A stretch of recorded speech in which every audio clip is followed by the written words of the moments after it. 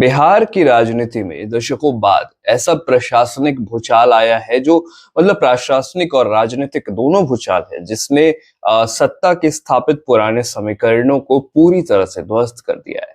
सम्राट चौधरी की अगुवाई वाली एनडीए सरकार के पहले कैबिनेट विस्तार ने न केवल नए चेहरों को जगह दी है, इसने विभागों के बंटवारे में जो सर्जिकल स्ट्राइक की है उसकी गूंज दूर दूर तक सुनाई दे रही है।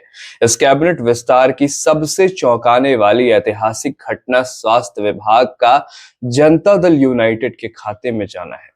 बिहार के राजनीतिक इतिहास में ये पहली बार हुआ है जब नीतीश कुमार के विचारधारा वाली पार्टी ने स्वास्थ्य जैसे महत्वपूर्ण विभाग की कमान संभाली है। जेडीयू ने इसकी कमान संभाली है। इस जिम्मेदारी के लिए किसी और को ही नहीं बल्कि पूर्व मुख्यमंत्री नीतीश कुमार के पुत्र निशांत कुमार को ही चुना गया है।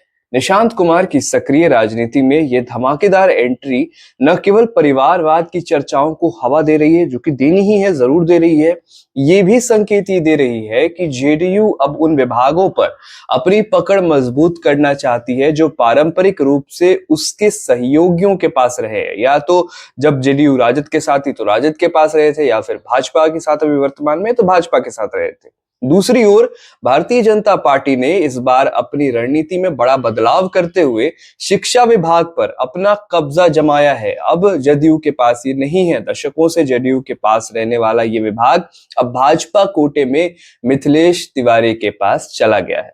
शिक्षा विभाग बिहार में हमेशा से विवादों और सुधारों के केंद्र में रहा है। ऐसे में भाजपा के लिए एक बड़ी चुनौती और अवसर ऐसे समय में विभाग दिया गया भाजपा को कि दोनों ही है अभी भारतीय जनता पार्टी के लिए। ऊर्जा विभाग में हुआ उलटफेर भी कम हैरान करने वाला नहीं है।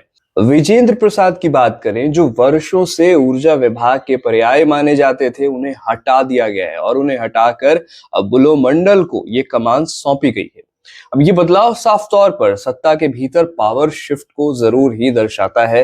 महिलाओं और युवा चेहरों की बात करें तो उनको भी नई सरकार में बड़ी अहमियत दी गई है। श्रेयसी सिंह का कद बढ़ाते हुए उन्हें उद्योग और खेल जैसे दो महत्वपूर्ण विभागों की जिम्मेदारी दी गई है, जो राज्य की औद्योगिक विकास और युवाओं के कौशल विकास की दिशा में एक बड़ा कदम माना जा रहा है।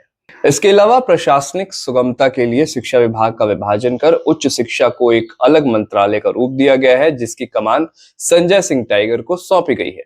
अशोक चौधरी जैसे कद्दावर नेताओं के विभागों में फेरबदल और नीतीश मिश्रा को सूचना प्रौद्योगिकी जैसे आधुनिक विभागों की जिम्मेदारी देना भी ये स्पष्ट करता है कि सम्राट कैबिनेट अनुभव और आधुनिकता के संतुलन के साथ बिहार को एक नई दिशा देने की कोशिश कर रही है। अब ये फेरबदल केवल मंत्रियों के नाम बदलने तक सीमित नहीं है।